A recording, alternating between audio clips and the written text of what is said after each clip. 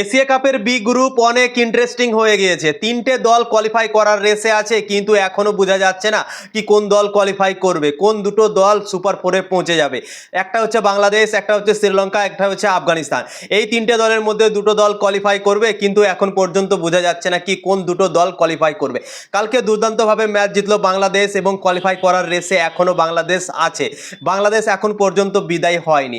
তো দুর্দান্ত কালকে একটা ম্যাচ হলো আফগানিস্তান আর বাংলাদেশের মধ্যে। আফগানিস্তান কালকে জিততে পারলো না, 8 রানে বাংলাদেশের কাছে হেরে গেল এবং হারার জন্যই অনেকটা ইন্টারেস্টিং হয়ে গিয়েছে বি গ্রুপ।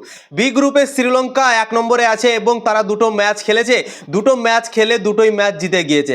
একটা বাংলাদেশের কাছে জিতেছে এবং একটা জিতেছে হংকংয়ের কাছে, দিয়ে 4 পয়েন্ট নিয়ে তারা 1 নম্বরে আছে। 2 নম্বরে আছে বাংলাদেশ। বাংলাদেশ 3টে ম্যাচ খেলে নিয়েছে গ্রুপ স্টেজে, তাদের আর কোনো ম্যাচ বেঁচে নেই। 3টে ম্যাচে তারা দুটো জিতেছে, একটা হেরেছে এবং তাদের রান রেট খুব একটা ভালো নেই, মাইনাসে আছে এখনো বাংলাদেশের রান রেট। 3 নম্বরে আছে আফগানিস্তান। আফগানিস্তান দুটো ম্যাচ খেলেছে, একটা জিতেছে একটা হেরেছে। হংকংকে হারিয়েছিল 94 রানে আফগানিস্তান এবং আফগানিস্তানের রান রেট দুর্দান্ত আছে এবং কালকে ম্যাচ হেরে গেল বাংলাদেশের সাথে। এবং কালকে ম্যাচ আছে শ্রীলঙ্কা আর আফগানিস্তানের মধ্যে। কালকের ম্যাচটাই অনেক ইম্পর্টেন্ট দুটো দলের জন্যই। কালকে যদি আফগানিস্তান ম্যাচ জিতে যায় তাহলে কিন্তু আফগানিস্তান কোয়ালিফাই করে নিতে পারবে, কেননা আফগানিস্তানের রান রেট অসাধারণ আছে, তাদের রান রেট অনেক সুন্দর আছে। তাদেরকে শুধু ম্যাচ জিততে হবে। কালকে যদি শ্রীলঙ্কাকে হারাতে পারে আফগানিস্তান তাহলে কোয়ালিফাই করে যাবে। তো সব থেকে বড় প্রশ্ন হচ্ছে কি বাংলাদেশের কাছে আফগানিস্তান হেরে গেল, তো শ্রীলঙ্কা তো আরও ভালো ক্রিকেট খেলছে, তারা দুটোই জিতে গিয়েছে। তো শ্রীলঙ্কাকে কি হারাতে পারবে আফগানিস্তান? এখন আফগানিস্তানের ওপর অনেক চাপ পড়ে গিয়েছে কালকের ম্যাচটা হারাতে। কালকে যদি তারা জিতে নিত তাহলে কোয়ালিফাই করে যেত, কিন্তু তারা জিততে পারলো না, 8 রানে হেরে গেল এবং তাদের ওপরই চাপটা পড়ে গেল। এখন শ্রীলঙ্কাকে হার হালে হারাতে হবে কোয়ালিফাই করার জন্য আফগানিস্তানকে।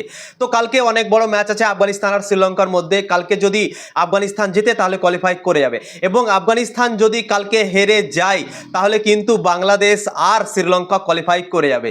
এবং ধরো যদি আফগানিস্তান জিতে যায় তাহলে বাংলাদেশ আর শ্রীলঙ্কার মধ্যে একজন কোয়ালিফাই করবে এবং তখন রান রেটে চলে যাবে। বাংলাদেশের রান রেট খুব একটা ভালো নেই এবং শ্রীলঙ্কা যদি কালকে ম্যাচ হেরে যায়, যদি ভালোভাবে হেরে যায়, তখন কিন্তু বাংলাদেশও কোয়ালিফাই করতে পারে।